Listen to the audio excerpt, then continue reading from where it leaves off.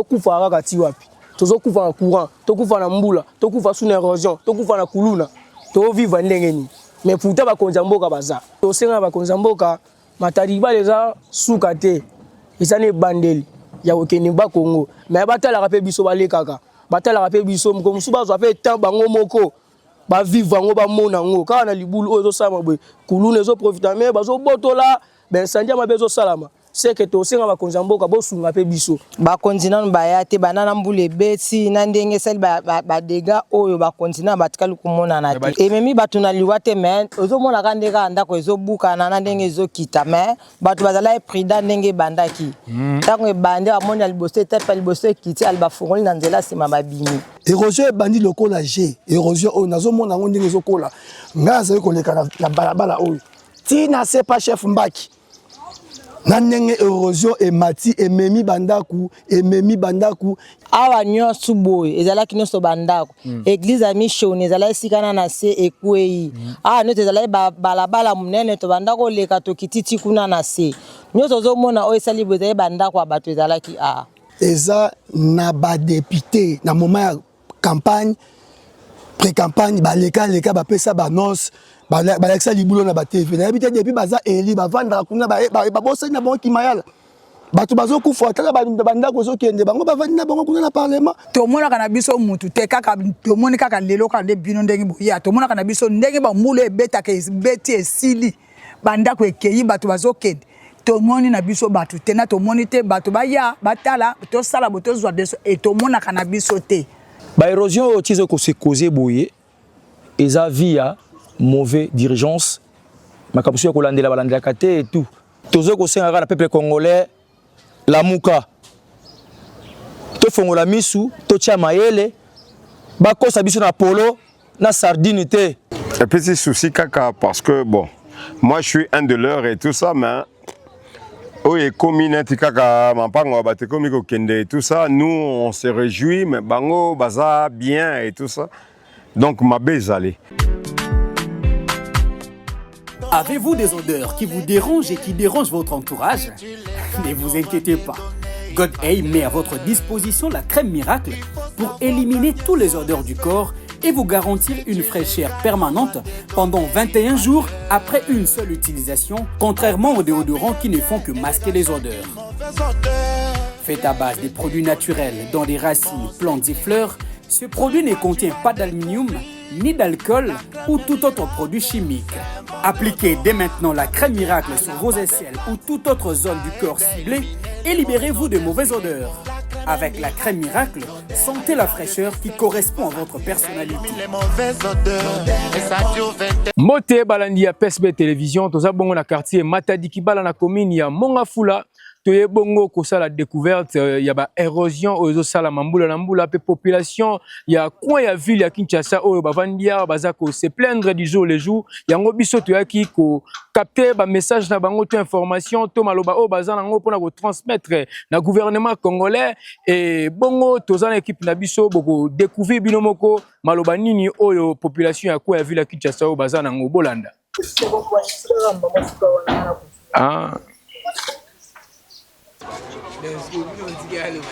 Allô, bah, là, c'est la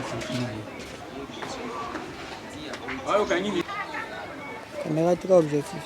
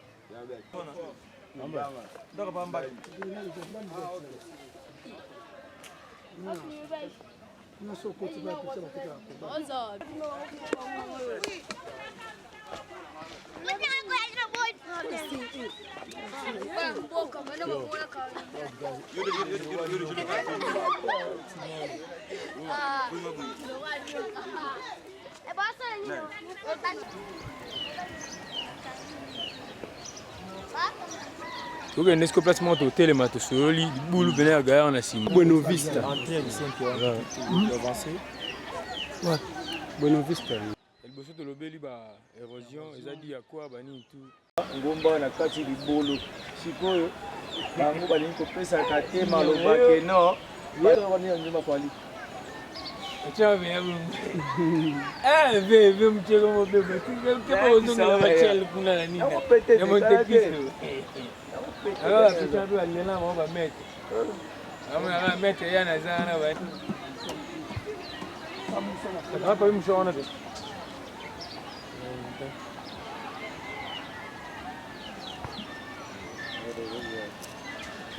Yo tu repéré de vista. On a. Oh bon.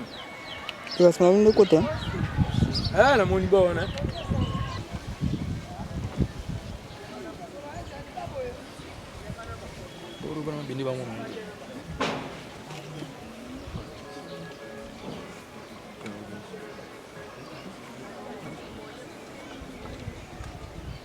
Tu vas bien.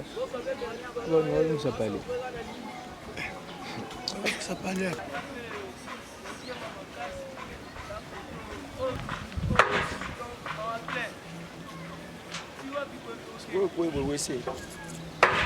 Ouais. Dans les pays, bien condamné.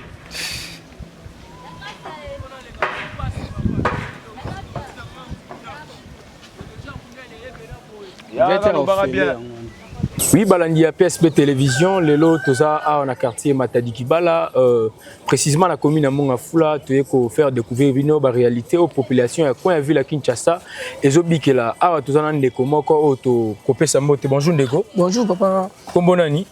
Comment on a merdi artiste, merdi. Ah, merdi artiste. Namoni pola titena musala, osa bon peintre. Naza peintre, papa. Bon, ah, tu es que ça constate, moni ba érosion et ça dit à quoi? Est-ce que vous pouvez expliquer biso pour le bic et aux amons et secteur vandi na Naza mon secteur, na auto ça peinture na ngambo ah bon.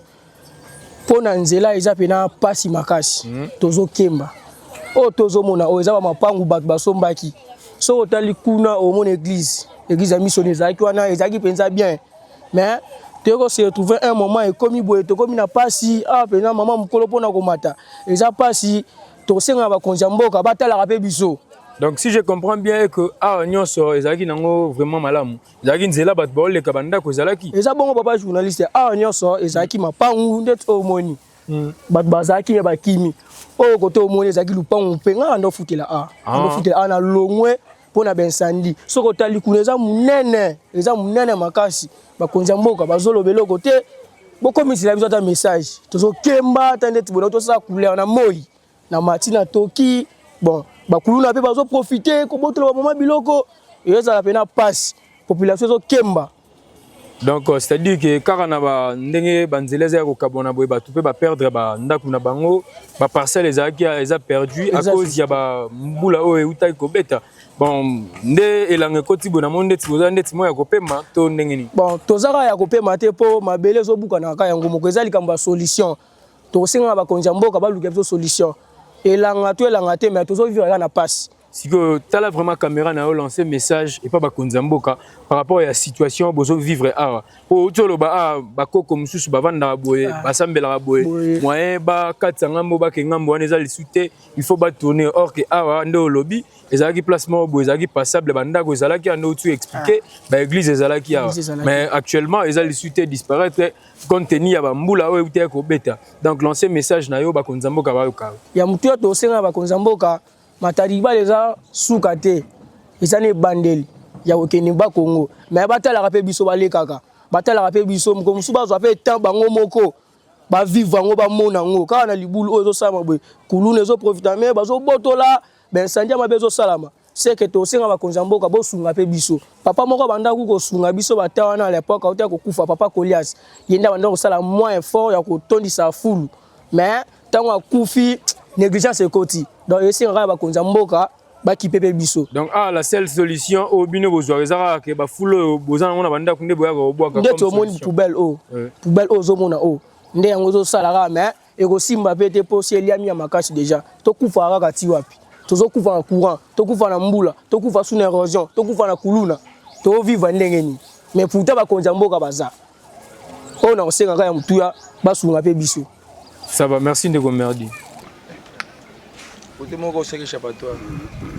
Kimi incendie de kimi érosion. Catastrophe.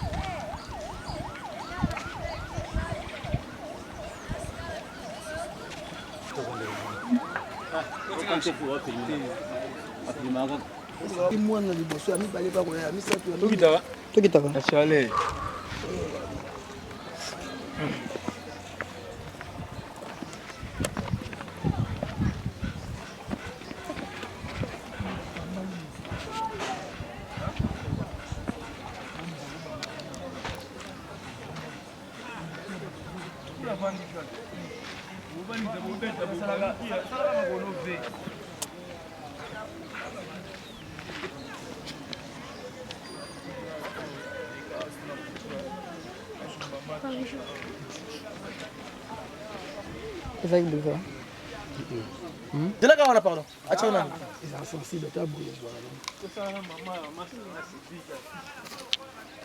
Mbote maman. Bonjour Yaya. Maman comment on dit? Comment ma BBC? Ah ma BBC le lot sali descente na terrain pour en faire découvrir ba konzi ba réalité au bino bozo bikela. Donc tous dans le quartier Matadi-Kibala, Babi posa habitante à côté au vent à côté. Donc tu habites la réalité au Nyos Tozomona ils a dit à quoi? Ils a dit à Mboula nana érosé banda ki na se ezo banda ko mata malembe bandi ko komela bisoti ya netinga na zaka a place a so mbule bandika o soke kitinga pe na zaki. Donc yo vandi nde a likolo. Na likolo ka. C'est-à-dire que ozo milengela déjà comme kimela nazo komi koma. Oui, nazo komi bagisa. Na komi bongisa. Donc c'est-à-dire que depuis mambo banda ba konzi ba pe ko visiter binoté de façon que baluka ba trouver solution. Ba konzi nan ba ya te banana mbule beti na ndenge sel ba dégâts oyo ba konzi na batikali kumona na te. Ba dégâts est-ce que même pe batu misu na liwa to ba perte kaka ya ba bien to ndenge. Et même batu na liwa te mais ozo mona ka ndeka ndako ezo buka na ndenge ezo kita mais batu bazala prida ndenge bandaki.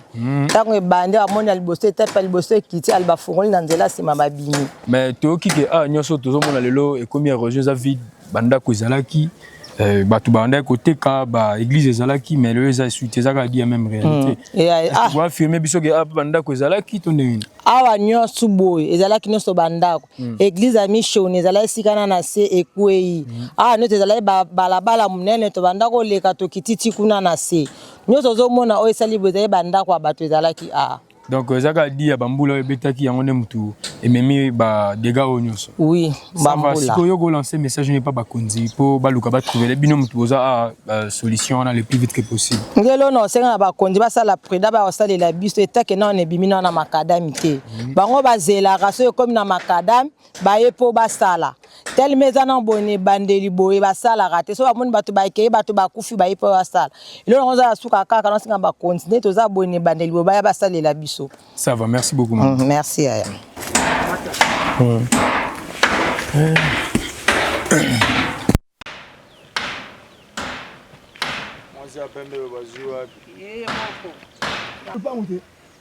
La moto qui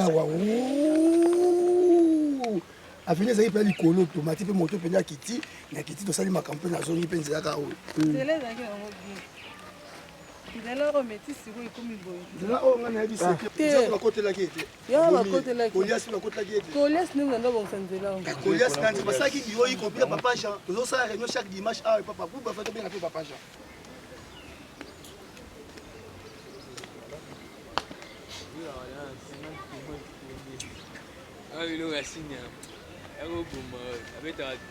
alamba 20 tomates mbuma minene 32 solo 12 ndembi 32 matungu likaya bwa moko tasiro badia likaya bepesika solo yale ande bepisi. Bonjour monsieur. Bonjour monsieur journaliste. Est-ce que Koko Biso comment nani monsieur? Comment on a Marcel Chibemba. Marcel Chibemba Vandi Koto to Zara des passages. En tout cas la Vandi Koto Nazara depuis 94. Juste l'avenir 94. Oui. Depuis 94 de Nazalia. Donc, au Corée Sabiso, tout le monde qui est déjà doyen depuis 1994 till 2025. Est-ce que quelqu'un peut corrélater les biso? Qu'est-ce qui est dit à Bafé au Union sur ce passé d'érosion? Les Arabes ont bandé depuis 94 ans aux Alaka ou soit Yeka Asika. Babiloko, en tout cas, des années 94, il n'y avait pas vraiment tas de monde. Bah, construire ça, comme les lotés, les gens ont construit dans des désordre. Sans canalisation à maille. Au fur et à mesure, batu bazo kota na les années 2000 ans, batu basomi ba parcelle bazo tonga ba canaliser maïté ne maï bando kita. A to vandi azaki avenir mutu kezo kita. Na zo kota mutuka ezo uta ville eye ko kitsa biloko tina boutique na avenir Makasi. Ba 2001, 2002, 2003. Tango batu baye ko somba batongi ba canaliser maïté puisque tout ça na monga foule tout ça quartier érosif. Il faut qu'il y ait une canalisation à maille. Avec des constructions inarchies, aux hommes que batu batongi maille comme ko kita. Tant maille zo kita na nenge ka ba cher. Ma belle zo kendra malembe. A doté mi bozali lupango ya vena nga auto climat. Je crois encore père son âme vers Tikabiso. Ba papa belé bazali ba mantemba ba manyenza ba nani ba kifia les autres do bazali ezali pena tout quartier na yebi lupango moko na ndenge érosion et bandi kokota mayambule zo utaka likolo zo kita ezo mema mabele na biso ya monga fulu eza mabele moko eza sablonné za mabele ya pete tangu ma ezo mema ngo eti ya libulu érosion e bandi lokola G érosion o nazo mona ngo ndenge ezokola ngaza ekoleka na balabala oyo tina c'est pas chef Mbaki. Nanenge érosion et mati et memi bandaku, il y a eu des gens to sangani na quartier. Au moins chaque parcelle batia liboulou. Et ça batu misusu batia na bango maboulou tia ma parcelle na bango. Mai na bango ko bima ba kola minene ba toitira minene so bibo matali kolo bo mo na mai wana nyonso et kotaka avenue nono e ko kitawa ezo mema ne omoni lelo to kominaka o toza na ba autorité pe mboka. Batu oyo biso to tshaka mitema bazali ko bunda pona érosion ba papa oya biso bazali ko bunda pona érosion baza susute il y a des insécurités qui na bateau bando telema pendant que ba mamonyo sur bando sala ma érosion tant zaki d'abord dans le débit donc bando telema bon ba arrêter pourquoi vie les années au poussa na to comme un peu na ba insécurité il s'est passé des histoires on peut pas dire na écran ba koteli batu ba bomi batu na bandaku ba papa bazako simba quartier si on parle du papa Koria ce n'est pas avec nous père son âme ba koteli pe ka ndaku ba assassiner na ndaku papa na biso l'ingénieur Nzeku ba koteli ba bomi na ndaku c'était des personnes au bandako chamwa poa ce sont parmi les piliers au bazako simba azokota le boko na poche na député unité ba député ba yaki na ba campagne kokosa ko sabiso na mwa polo ba filmer et les qui na TV ba monaye akende ko visiter libulu ya matadiki ba la main fin de compte non il y a eu des députés au bino bo voter tant que ba comme ba député mais jusque là à moi visite né érosion banditi ezo même banda ku ba ça la pété eza na ba député na moment campagne pré-campagne ba leka ba pesa ba annonce ba Alexa libulo na ba TV na habité depuis baza eli ba vendre kuna ba bossa na bon kimayala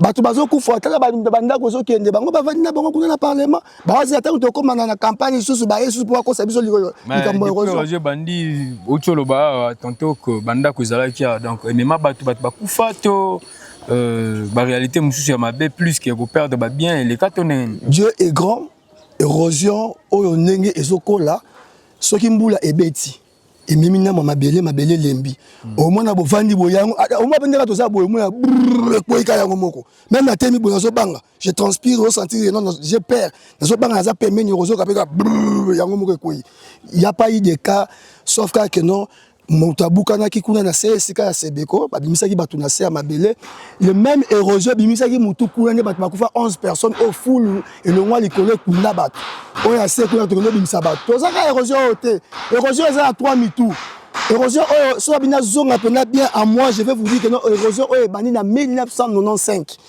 na venu Salela papa Salela abundi kundi e bimisi mutu ebimisi mutu eyeko ya ba chef mbaki bazali babwaka babiloko banini erozo eza lelote e bandi malembe ti bomoni ekoli boye bandeko ba olanda biso ya PSB télévision ba message nyo za nango vraiment ko lancer na bakunza mboka de façon que étant que moyimboka pe habitant ya kala na kati ya secteur Matadi Kibala au message na okamyo za liboso en tout cas papa journaliste c'est loko liboso na kosenga na premier citoyen de la ville.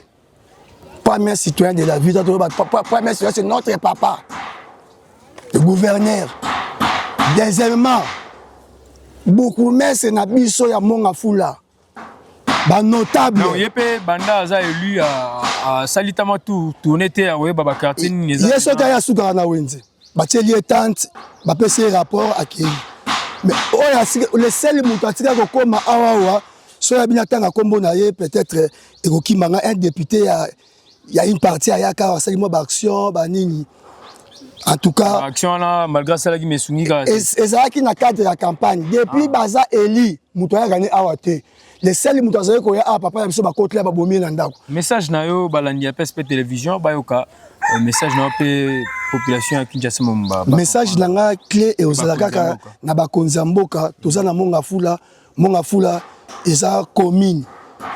Quartier Matadi Kibala eza quartier na kati ya Mongafula bakonzi baza minene ya ndenge na ndenge eza pe batu musobe basala ba parlement ba sénat bazali awa balekaka libulo chaque jour nini bakoloba baya kosunga biso avant qu'il y ait encore une autre pluie avant que banda ko ekende kabina courant eza 0 mètre papa je so bokende bokomona courant o biso to salela yango kabine yango 0 mètre soye kei to za mulili to komi na ba sécurité ba érosion oyo batu na butu soki balingi baleka bakomokanga o babwe bakataki mutu liboko abwe ba macheti kuna bakotlaki mutu dia kwa to commune insécurité likolo d'érosion et comme balie moko boye ya crime na butu ba mutu ko bata mape boye na butu ba sa ba makambu pona nini to commune insécurité de to senga na bakozi ya mboka batala pe biso ba émission esalama bayo que la pe biso ata moi mawa batia maboko le bika te que non il faut ebuka na nyonso po baya ko bongisa en tout cas bataille la biso likambo ba autorité ba notable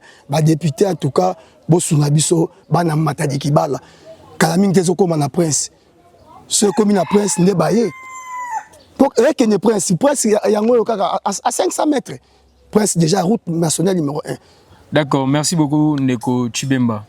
Ah merci papa journaliste. Je pense que comme bakonzi en tout cas battre la biso likambo yo likambo battre la biso kala mingi te tozanga courage to koti molili susu bazonga susu koti la batna bandako bayoka so babomaki kingani kuna po babanisha koti la batna bandako.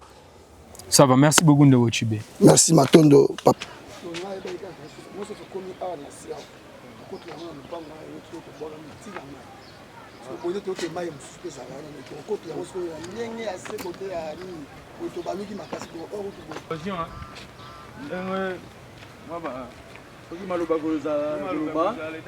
Mbote maman. Mbote na biso papa. Maman, okoyebisa biso kombo nani? Kombo na ngai Ndona Alphonsine. Ndona Alphonsine, maman Ndona Alphonsine. Okoyebisa biso oza awa na quartier Matadi Kibala depuis mbula nini? Naza na quartier Matadi Kibala. Déjà na sali mbulo yo ya mine yango ya. Mine dans 4e année na yango. Bon le lobby so to sali descente na terrain uniquement pour na kolobela ba érosion et tali biso na sima. Bino oza ba mama bovandia obida mbula mitanu yango osali. Est-ce que koyebisa biso ça dit à quelle réalité ba érosion nyonso to mona na sima o? Biso papa na biso awa na Matadi Kibala toza na susi makasi. Pona ye papa na biso mukonza mboka zula biso desoni na koko zwa pona réseau parce que mbule bandi pongi ezalaka te tala baninga na biso bandako ekei siko biso toza na risque makasi tozoyeba te tokokende wapi tala ndenge ezobuka na lemsusu ebuka na buka na kabombula kutu eza te eza kobuka na buka bon toyebi te eloko nini yango esalaka boye toyebi te bino babikonzi boza liboso bapapa na biso bozomona o bozomona te po toza na risque makasi po na kote ya Matariki Bala na quartier Boma oyo bo bakonzi ya mboka oyo bino bofutaki batikali mpe koya te mpona kosala mwa constat par rapport à réalité oyo tomonaka na biso mutu te kaka tomoni kaka lelo kaka nde bino ndenge boya tomonaka na biso ndenge bambulu ebetaka ebeti esili bandako ekei bato bazokende tomoni na biso bato te na tomoni te bato baya batala tosala botozwa deso etomonaka na biso te bongo Bourgmestre komi na Mongafula asalaka mpe descente te nani tomona ye nga kutu nayebi ye te soki aza kutu ndenge nini nani namona na ngai oyebi Bourgmestre komi na yo te nayebi ye te na kombo na ye mpo oyebi te nayebi kutu te nayebi na kombo te nayebi mpe na ye te bachef du quartier mpe donc basalaka mpe constant te mpo bakomisa kuna na commune bachef de quartier nde toza na bango nde toyebi bango kasi na tomona na biso bango te donc c'est-à-dire que bakonzi oyo bazali kona bango bapesa bango mpe ndanga te mpo bayaka kovisite bino koto nde tomoni te soki bakendeke bango bapesaka rapport nde bayaka namoni bango bato na biso bakendeke na bango te bayaka te bato bayaka te tomoni kaka lelo kaka nde tomoni masiki okomona nde mabulu esalami boye mpo balobi ke awa lokola toza na mwa saison sèche mwa esapezaka mwa moke mais nayoki outi oloba mbula ezala te omonaka ovandi boye moke te bebrr bazelu et bandi kokwea siko neti bino boza coin boza ndinga bomilengelaka déjà mpona kolongwa to bozozela mbebe koma to ndenge nini kolongwa awa eza nango na problème te papa sikoyo esika eza ya yo moko siko kolongwa siko papa okokende wapi ozomona okokende wapi makoki na maboko ezate donc c'est-à-dire que moyen ya kolongwa ezate mpo makoki ezate siko message ni oyo kopesa na bakonzi ya mboka mpo eza esika oyo sombaki mais réalité ya baérosion eza yo te moto osalisi yango eza di ya bambula ezo revenir na responsabilité ya l'état na biso kopesa message na caméra eza liboso comme ça balanda yo bamekaka kotrouver solution mpona problème oyo bango bamikonzi ya mboka ndenge bazoyokanga ndenge nazoloba soki bakobongisa raison wana de soki bakobongisa te baluka solution bapesa biso mwa ata makombe tolongwa tosomba baplace mosusu mpo tolongwa pemeni ya réseau pa tomone pa tokokende te tozali awa paso lelo naza na mbongo na ngai ifo nalinga nasombe pa mosusu nakende sikoyo oza nango te donc c'est-à-dire que bozolala pongi kaka ya nguma nguma kaka po kaka tokoti na ela oui bolala pongi ya nguma po boza na elanga bopemi mwa moke so tokomi kaka na 10 mois 10e mois mais tolalaka te ezala mbula ezala 0 ezala bino fo bozali libanda ok na butu wana esenga moto falala yo ozolala su malamu te mpo kote ozozalela ezopermettre te ezopermettre ata moke kutu ozomeka te soki olala olobaki mpe oyebi bourgmestre ya commune ya Mongafula te profite mpe kolanse ye message mpo ye nde aza mokonzi ya contre oyo nyonso ya commune oyo nyonso pesa ye message par rapport ya baréalité oyo eza na nsima na biso kasi ye papa gouverneur azoyoka biso nde tozokoloba toza wana quartier Boma aya alukila biso solution soki ya mwali lukile biso solution amoni nde ye mutu akokende kuna pa bamikonzi ya mboka malamu bato wana balongwa awa tosala boye tozongisa boye bango mpe bakoyoka ye ndenge bakendeke nde bazalaka kuna mpa na biso tokoloba bango epai ya nani merci beaucoup mama papa bourgmestre Mongafula oyoki makambo mama ndona alobi ayebi yo te ozoya kotala secteur te ozotambola te ozotinda baelema te mingi yo soko ye osukaka kaka na makada mpe bawenze bango mpe baa na posa bamona yo kote omona baréalité ya baérosion oyo eza na nsima na biso bango baza kobikela baola supongi malamu te me mikolo bapemi mwa mokie mpo toza na periode ya elanga mais soki mbula ebandi balalaka pongi ya nguma moke oza ekenge moke oza ekenge mpo oyebi te mokolo oyo okokende na libulu bonjour ndeko bonjour okoyebisa biso kombo je m'appelle monsieur Yannick. Ah, Messianique. Ah, tu as précisément avec Messianique. Tu as na commune à Mongafula, quartier Matariki Bala. Bon, Messianique, biso to yoko ça la constat, il y a la réalité oyo, eza na contrée à Mongafula. Tout le monde ba érosion est belé, marambo belé, oyo population ezo lela. tant que yo pe moyimboka malobano eza nini par rapport à la réalité tout le monde va perdre il y a ba parcelle ba perdre il y a ba marambo belé ba bungisi ba bien matériel na bango mais voir même ba tumisu na liwa sinon ba ndeko misuso ba lobela biso na micro ya PSB télévision yo ko loba nini pona marambo nyonso bon na maloba na mukuse eza lokola ndenge nini mboka ba oyo bateka na ba oyo ba eko somba nde ba mauvaise construction canalisation mai ezate et puis ba chef du quartier na ba chef du bloc rôle na bango toyebaka te y compris na ba bourgmestre ba érosion oyo tizo ko se causer boye eza via mauvaise dirigeance makabusu ya kolandela balandelaka te et tout mai des fois ko déborder depuis avenue nani l'autre là nani Mupepe aye aza ko panza et alors ba chef du bloc rôle na bango eza nini baza wana des fois mutaye ko funda nde azo ko observer akata likambo mais rôle na ya musala zo yeba yango te to sengi na bakonzi ya mboka bacha biso ka na olenge ni bacha biso ka bande ko beba so na pa nkoto ba grand frère ba petite sœur et tout ba mona biso misu na bango za pa na biso disons en quoi toza ba to toza makoki muke pe biso okende ezate to sengi lisungi pa ba konza mboka boza biso ba petit peuple bango za ba grand peuple et alors to sengi lisungi pa na bango ba mona biso ba ya kotala ta biso pamba et puis nzambe oyo asaki koloma belé akoy bana ko bomba bango.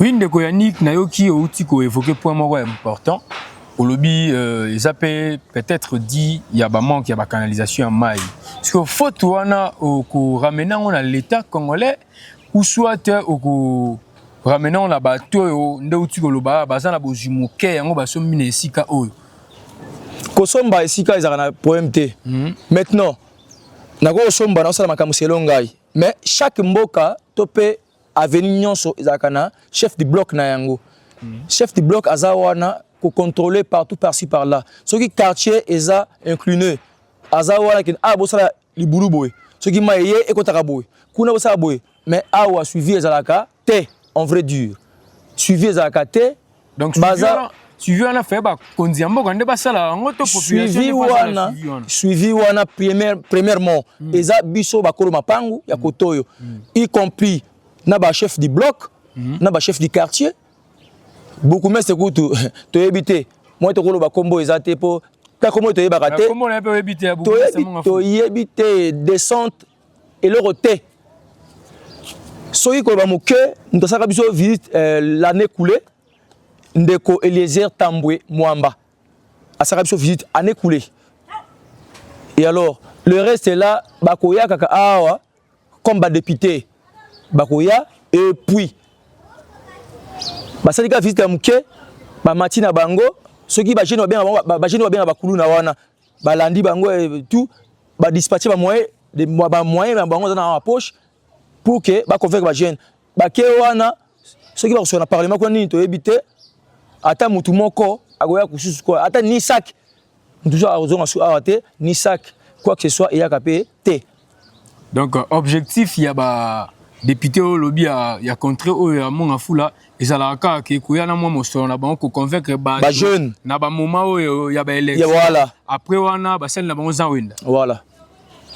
bon siko ba député lo lengi wana mbala sima tangu ba oya o mona ka bato pe ba koza ba ko se porter grand pour na ko pesa bango ba voix siko bon amagambo boye bazo mona na te ba élection oya tu ebité bino ndebo koyeba bino to pesa ka ba voix tozo ko senga na peuple congolais la muka to fongola misu to tia mayele ba kosa biso na polo na sardine te na 2000 3000 te ponini na mboka na biso ko mika ke non côté ba muni tout ba jeune ba bi ke non esani moza quelque part ba yeba filmer ba ji ba nani ba vidéo wana ba kena ngokuna e comme lokola visuel na bango congolais la muka to fongola misu bakosa biso sumbala oyo te Yambalo to voter les sous. Na quartier monga fula au tozali.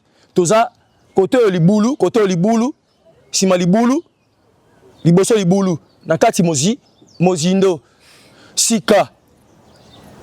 Ba mapango baike bandeko na biso basomba. Ba bazangi bisika okende. Tokosuka wapi? En tout cas, Mokwantombolo, Fachi Béton, Tali Boulot. Quand on est bétonné, kuna bétonné penza papa nabiso. En tout cas, toi ça qui dit le wabuni, nzambi wani même wakube niche.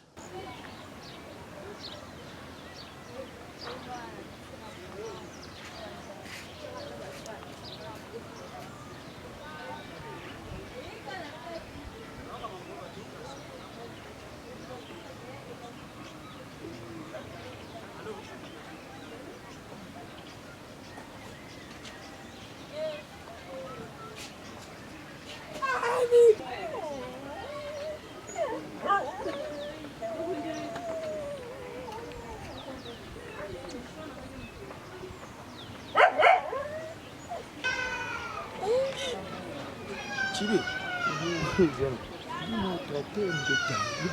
Ezokoya kaya ngombe ko. Mama. Ezokuna bakata banzete kwani. Ezokoya kaya ngombe. Tako ezokoya.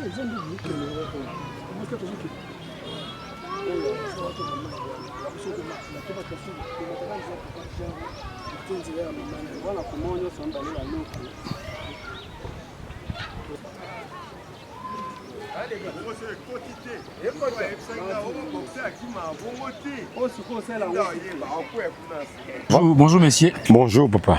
Est-ce que web sabiso kombo na yo? Ngai Dominique Mpechi. Dominique Mpechi. Moi na sénateur Mpechi. Ah, moi na sénateur Mpechi. Ovandi pe na komina monga fula. Bien sûr, bien sûr. Bon, biso lo to ça qui descente poto la kisa balandi ya PSB télévision, ba réalité oyo ba habitant ya coin ville à Kinshasa na quartier Matadi Bala na komina monga fula oyo posa du nombre to la kisa bakonzi ndenge ba érosion zo salama. Yango to kusani et pas na yo omega un peu ko expliquer biso nyoso oyo zo le kaisa dia quoi. Ouais, mabé. Vraiment, on ne sait pas, mais tu as catastrophe naturelle et tout ça, et voilà. Et ça l'a mis, mais bon, on peut toujours y remédier. Par rapport, il y a la bonne volonté et tout ça, qu'on apporte un peu de ciment, je sais pas moi, cailloux et tout ça. N'engue petit ou autre. À ça là qui na commune kuna. So bakoki kosangana isusu une fois na Matadi Kibala ba c'est la biso ba terrasse et voilà et ça la biso bien na mingi ya bato peto pesaki bango micro na biso bazolo ba eza manque ya ba canalisation ya ba mai ya ba ndenge wana nyonso nde pesa l'une des choses eza à la base ya ba érosion nyonso salama awa bien sûr ça je l'affirme bien sûr. Il n'y a pas de canalisation, l'eau reste juste à la surface de la terre et voilà. Donc, il faut ça, ce qui est à rivière, canalisation, ou asphalte. Par rapport à Moutou que l'équilibre, Nasenango, Maezoleka, et que ça la bien sûr.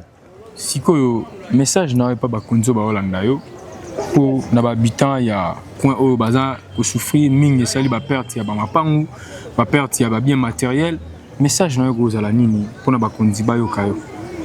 Un petit souci au fait. Un petit souci caca parce que bon, moi je suis un de leurs et tout ça mais oye commune kaka mampango bate komi ko kende et tout ça, nous on se réjouit mais bango baza bien et tout ça. Donc ma bezali. Ce qui bakoyi ko pesa isusu moi moyen pour to éradiquer ba problème au ezali. Et que ça là moi bien, voilà. C'est ça mon message en fait. Mais tant que Moimbo capé dans secteur oyo monaka ndezala moi tourner à contrôle ba quartier ba beaucoup mestre ba sala rato ba chef de quartier.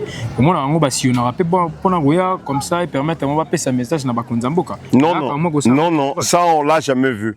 Ngai par rapport à peuple lambda né na monique ma beza penza. Donc le ko là ba zo sala bien par rapport à Gombe. Par rapport à Montfleury, par rapport à Place Bango Bavandaka, parce que tout le monde en a un humain. Ça va, merci beaucoup Ndeko Dominé.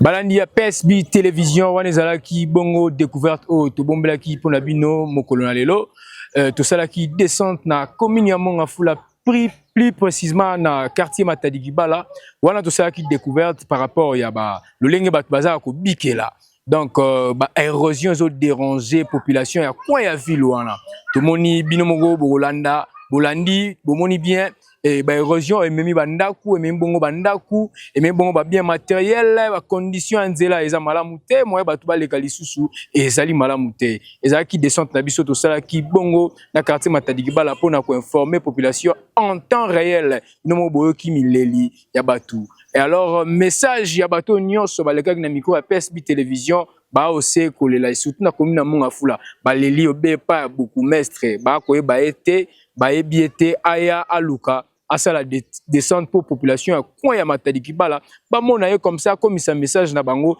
et pas ba imboka wana to sukisi pour na lelo boye et bolanda biso na prochain numéro na bino kaka na chaîne moko PSB télévision bobo ça pété ko s'abonner pour que bo vimbisa masse bozo akab information en temps réel. Merci beaucoup, portez-vous bien car à chaque jour suffit sa peine. Baninga bakima yo pona solo mapeka solo mutoki to solo nyonso ya nzoto komi tungisa te pour solution na yo monani société God A et memeli bino crème miracle produit ya sika et salami na misisa banzete pe bafololo pona kopesa yo solo kitoko na nzoto tika kosalela ba déodorant pona kobomba solo ya nzoto na yo pakola kaka sachet moko na mapeka to na bisika mususu ya nzoto po okoma na ntunga kitoko pendant 21 jours. Elongo na crème miracle, pesantunga oye kukani na yo.